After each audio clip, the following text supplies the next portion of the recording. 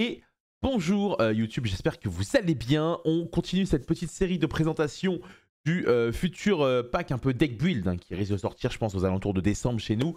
Avec le deuxième archétype, hier on est passé sur les canines pour ceux qui ont regardé. J'ai vu que beaucoup de gens, c'est un peu rentré dans votre tête, vous inquiétez pas, ça c'était une fois, ça ne se reproduira plus.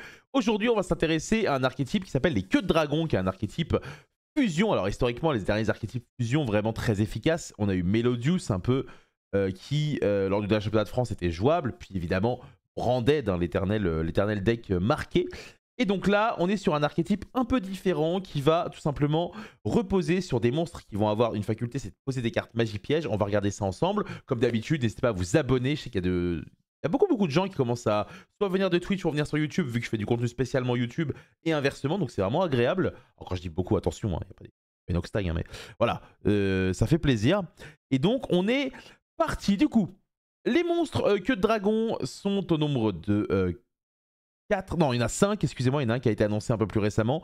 Et derrière, on va avoir des fusions, des magies évidemment et des pièges. Le premier monstre qu'on va regarder ici, je vais zoomer un petit peu de façon à ce que vous puissiez voir correctement sur la caméra. Voilà, parfait, c'est Lucias, queue de dragon. Donc comme d'habitude, on est sur Yugi News, c'est le site de Joe Eric, excellent pour ce genre d'informations, étant donné que bah, forcément, moi je parle pas japonais. Donc du coup, Lucias queue de dragon, un monstre TR magicien niveau 4, 1800 points d'attaque, 700 de défense. Lorsqu'il est invoqué normalement ou spécialement, on va ajouter n'importe quel monstre queue de dragon depuis notre deck à notre main.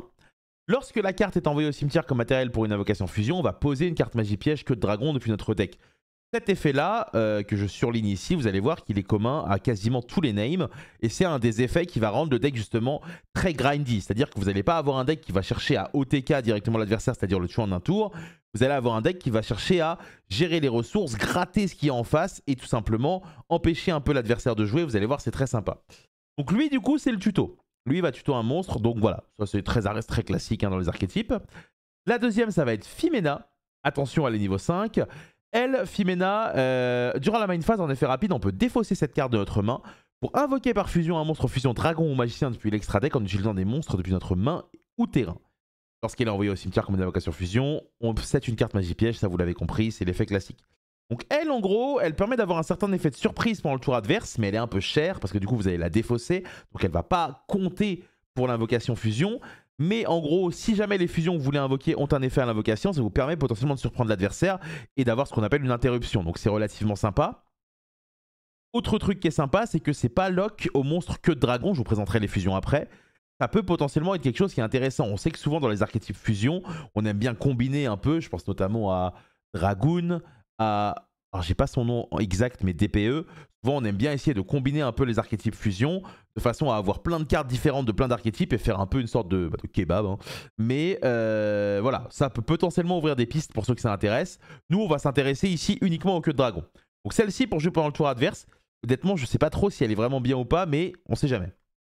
Ensuite Pan, alors lui Pan par contre il est vraiment très bien. Pourquoi ? Parce que lorsqu'elle est envoyée au cimetière comme matériel pour une invocation fusion, elle pose une carte magie piège queue de dragon comme tout le monde, mais aussi elle détruit un monstre sur le terrain. Donc ça peut être intéressant à la fois pour détruire un monstre adverse, mais potentiellement ça peut être intéressant aussi dans certaines stratégies un peu bizarres pour détruire un de nos monstres qui peut-être envoyé au cimetière fait quelque chose. Voilà.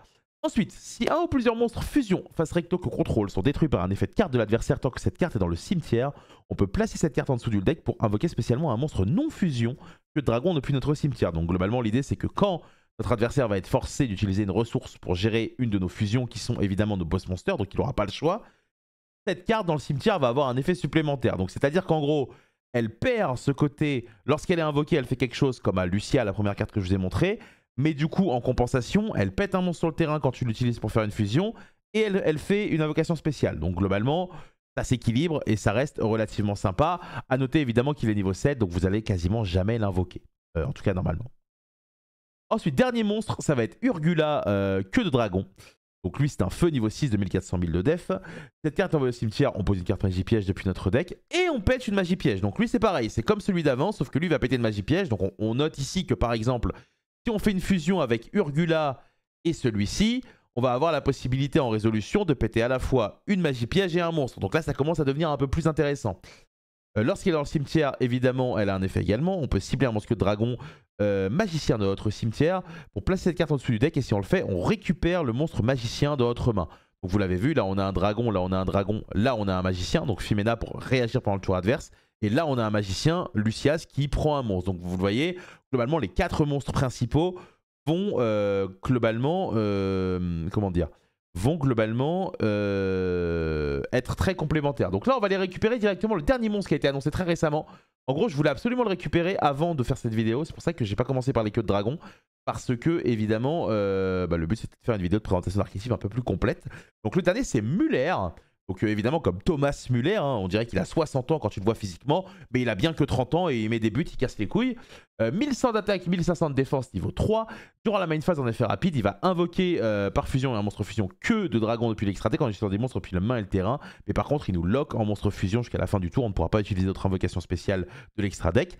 Lorsqu'il est envoyé au cimetière pour une invocation fusion, il pose une carte magie piège et il negate, donc il annule un effet de monstre face recto sur le terrain. Donc lui, sa force comparé à Fimena, c'est que lui peut être utilisé également comme matériel, puisque son effet rapide s'active sur le terrain. Donc ça, c'est relativement sympa. Je pense que c'est peut-être celui qui est un peu plus faible de l'archétype, mais bon, à voir évidemment ce que ça va donner une fois que le deck est complet, est-ce qu'on aura besoin de Throne Name ou pas. Ensuite, on va passer aux magies. C'est là que ça va vous... Ah non, on va passer aux fusions, excusez-moi, on va passer aux fusions. Donc Altarion. À ne pas confondre évidemment avec un autre pseudo qu'on ne citera pas. Du coup, Altarion, 3000 d'attaque, 2100 de défense, niveau 8 dragon. Pour l'invoquer, il faut un monstre que dragon et un monstre ou plus dans la main. Lorsqu'il est invoqué par fusion, on va cibler un nombre de monstres sur le terrain et ou dans les cimetières inférieurs ou égal au nombre de monstres utilisés comme matériel depuis la main pour les renvoyer en main. Donc, autre avantage de cette fusion-là, c'est que vous le savez, souvent on a des negates de destruction dans les decks de la méta. La plupart d'entre elles, elles remontent en main. Donc, si c'est des cartes de l'extra deck, c'est très bien. Si minimum 2 monstres sont envoyés au cimetière en même temps que cette carte est dans le cimetière, on peut l'invoquer spécialement, mais on va la bannir lorsqu'elle quitte le terrain. Donc globalement, elle est très intéressante avec Fimena, parce que du coup, si vous utilisez Fimena pendant le tour adverse, vous allez invoquer ce monstre-là qui va remonter les monstres adverses pendant son propre tour à lui, donc potentiellement ça peut l'embêter. Donc c'est très intéressant. Évidemment, chaque effet est utilisable une fois par tour. Deuxième fusion, ce sera évidemment Garmel. Un monstre que de dragon plus un monstre ou plus dans la main. Lorsque vous activez une carte ou un effet que de dragon, on peut cibler une carte contrôlée par l'adversaire, on la détruit. Si minimum de monstres sont envoyés au cimetière en même temps que cette carte est dans le cimetière, on peut invoquer spécialement cette carte, mais on va la bannir lorsqu'elle quitte le terrain. Alors, cet effet commun aux fusions, je n'ai pas parlé, mais évidemment, minimum de monstres sont envoyés au cimetière en même temps que cette carte est dans le cimetière. On pense évidemment à Nibiru. Si vous prenez un Nibiru, alors vous avez déjà une fusion au cimetière, c'est très intéressant de potentiellement envisager de rebondir grâce à cette carte et donc avoir du follow-up.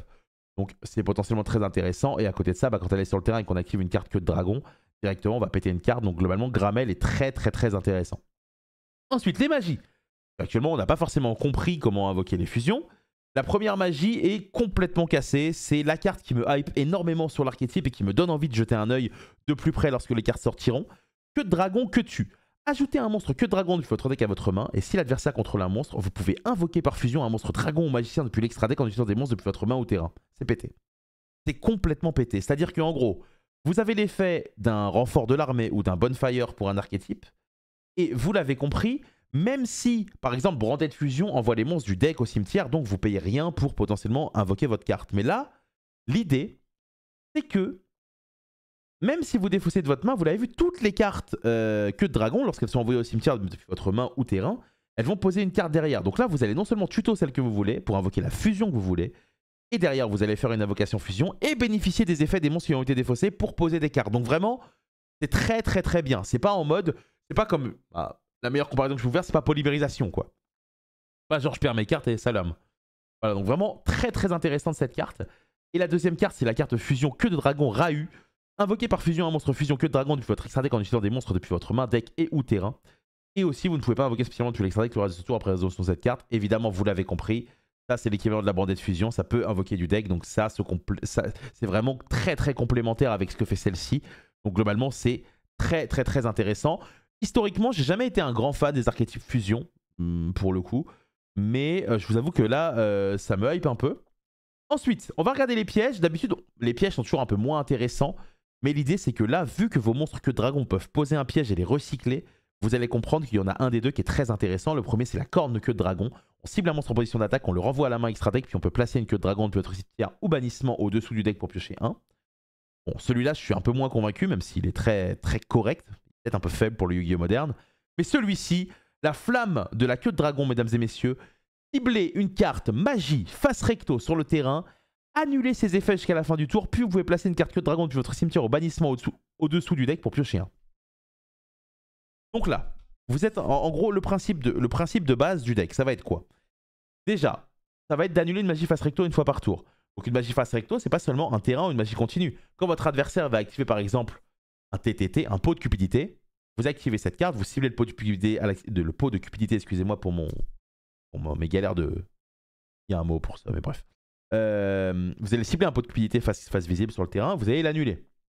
Mais à côté de ça, vous allez piocher un, et vos autres cartes qu'on a présentées juste avant peuvent potentiellement remettre la flamme de la queue de dragon sous le deck, ce qui fait qu'au tour d'après, quand vous allez refaire une fusion, vous allez avoir re-accès au fait de poser la flamme de queue de dragon depuis votre deck. C'est pour ça que je vous expliquais que ce deck n'a pas pour but d'être très agressif, là où les canines ont plus tendance à être beaucoup plus bourrins, j'imagine. Ça, c'est vraiment le but, ça va être d'enfermer l'adversaire dans une sorte de prison de laquelle il ne pourra jamais se sortir, sauf en partant libre, quoi. Voilà, si on parle de football. Voilà, donc voilà globalement un peu l'archétype. J'ai pas forcément réfléchi à comment le combiner à d'autres archétypes fusion, parce que j'imagine que beaucoup d'entre vous aiment bien faire cela. N'hésitez pas à m'en parler dans les commentaires. Comme d'habitude, pensez à vous abonner, passez un très bon week-end. Je vous rappelle, demain sur Twitch à partir de 10h30, on commente le UK Open, donc un tournoi international qui se déroule en Angleterre, avec énormément de points à gagner pour les Worlds. Il y aura des Français à suivre, ça va être vraiment trop bien. Ça sera sur ma chaîne Twitch.